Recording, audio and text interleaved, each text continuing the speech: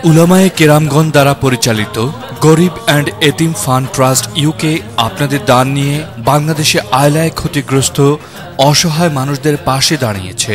এছাড়া গরিব অ্যান্ড এতিম ফান্ড ট্রাস্ট ইউকের অর্থায়নে শুরু হতে যাচ্ছে গরিবদের জন্য ফ্রি অ্যাম্বুলেন্স সার্ভিস ও বয়স্ক পুনর্বাসন কেন্দ্র। রহমাতাম মির রাব্বিক ইন্নাহু হুয়াস সামিউল আলিম। 40 থেকে 50 জনের মতো এখানে আছেন, সবাই অন্ধ, চোখে দেখে না, তারা কিন্তু কোরআনে হাফিজ।